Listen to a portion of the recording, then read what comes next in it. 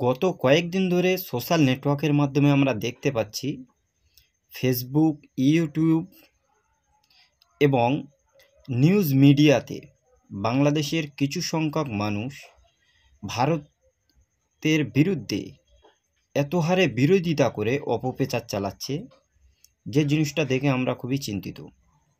অথচ 1971 সালের আগে যখন বাংলাদেশ এবং পাকিস্তান একত্রিত ছিল, সেই সময় পাকিস্তানের মানুষদের বাংলাদেশের বাংলা ভাষাভাষী মানুষদের অত্যাচার, নিপীড়ন, সেই সাথে সাথে তাদের দেশের কী না করেছে, অথচ সেই জিনিসগুলো ভুলে গেছে আজ। সেই 1971 সালে তাদের অত্যাচার এবং নিপীড়ন দেখে এই ভারতবর্ষের তৎকালীন সময়ের প্রধানমন্ত্রী এবং সেনাবাহিনীরা 1971 সালে বাংলাদেশের মানুষদের অনেকটা সাহায্য এবং সহযোগিতা করে 1971 সালে শেখ মুজিবুর রহমানের সঙ্গে বাংলাদেশটাকে স্বাধীন করেছিল।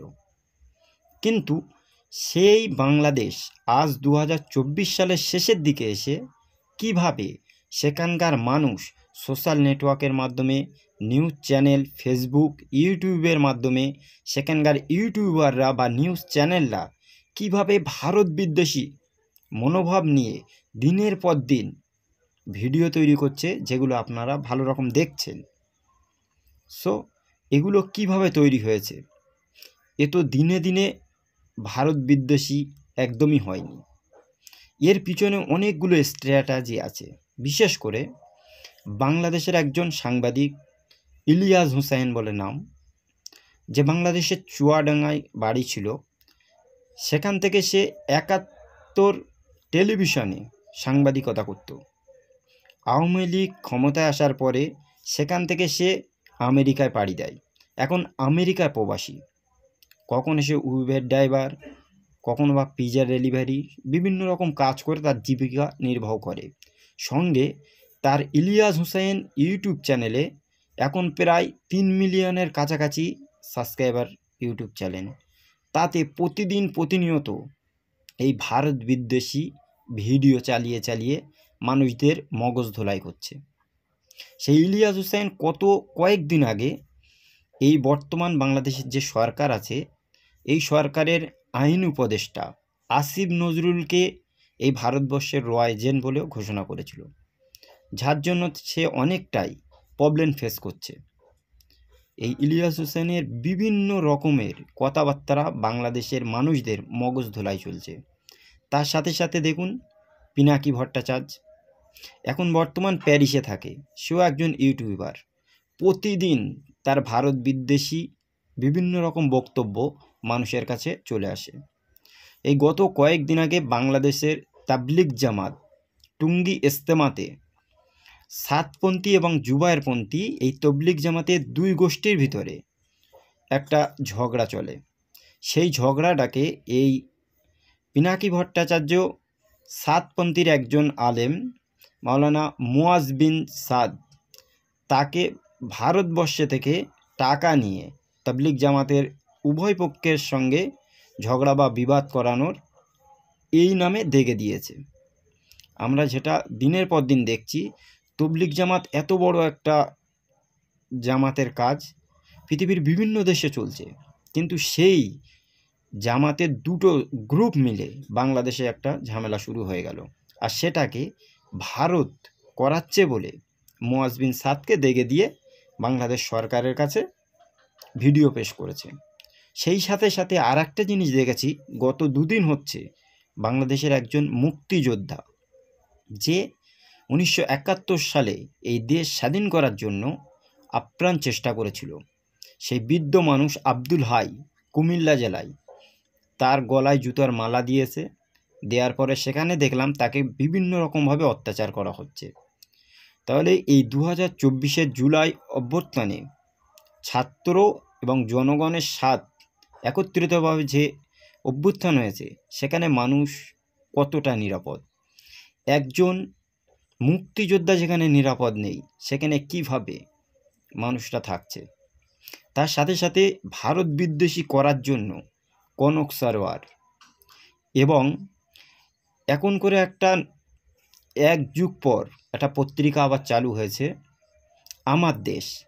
এই আমার দেশের যে সঞ্চালক বা পরিচালনায় রয়েছে জনাব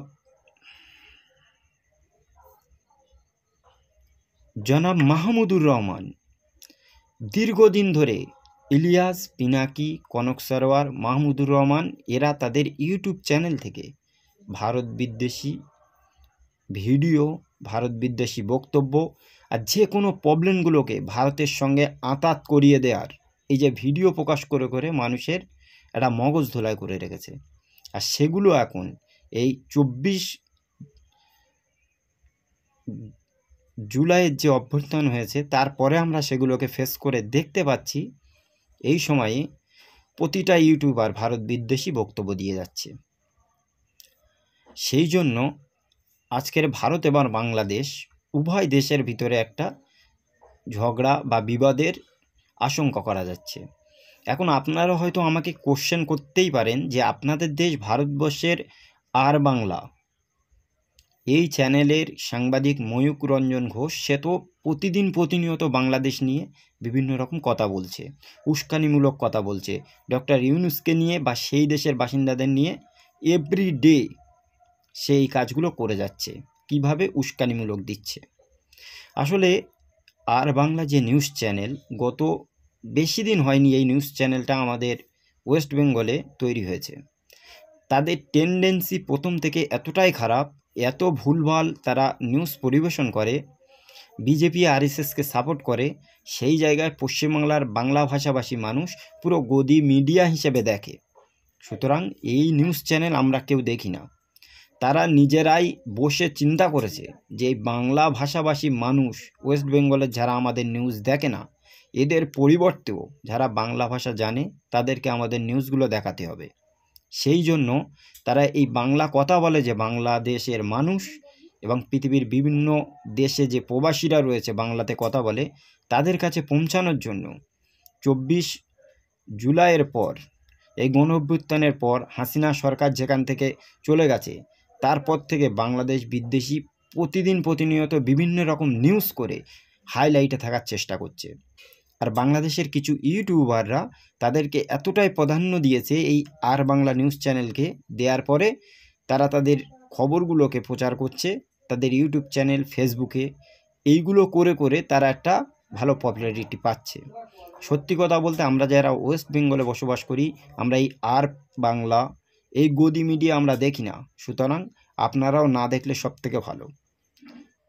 আর দুটো দেশের মানুষদের যেই প্রবলেমগুলো এখন চলছে, প্রতিদিন একে অপরের বিরোধিতা, একে অপরের সাথে ঝগড়া বিবাদ এবং উস্কানিমূলক ঝগড়া ঝামেলাটা যেটা চলছে, আমি তাদেরকে এতটুকু একটা কথা শেয়ার করতে চাই যে আপনারা আপনাদের দেশের নিউজ চ্যানেল, আপনাদের দেশের ইউটিউবারদের আপনারা সজাগ করুন যে এগুলো করা বন্ধ করুন।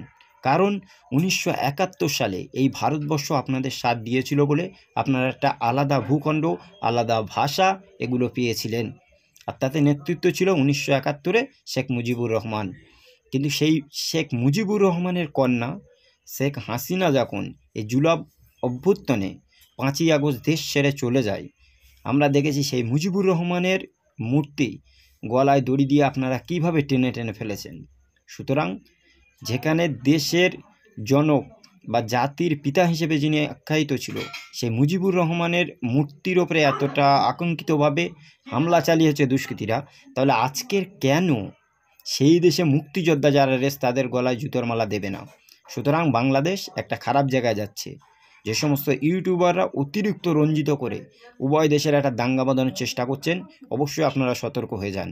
আর এই আর বাংলা যে চ্যানেল রয়েছে এদের কথা একদম বিশ্বাস করবেন না, একে নিয়ে আপনারা হাইলাইট করবেন না, কারণ এই গদিয়া মিডিয়া ওয়েস্ট বেঙ্গলে কেউ দেখে না।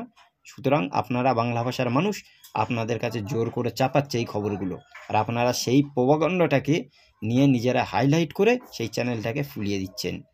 সুতরাং উভয় দেশকে বলবো যে সমস্ত মানুষ ভারত এবং বাংলাদেশ বিদ্বেষীমূলক চিন্তাভাবনা নিয়ে রেখেছে তাদের থেকে আপনারা সরে আসুন, তাহলে উভয় দেশের মানুষরা শান্তশিষ্টভাবে বসবাস করতে পারবে।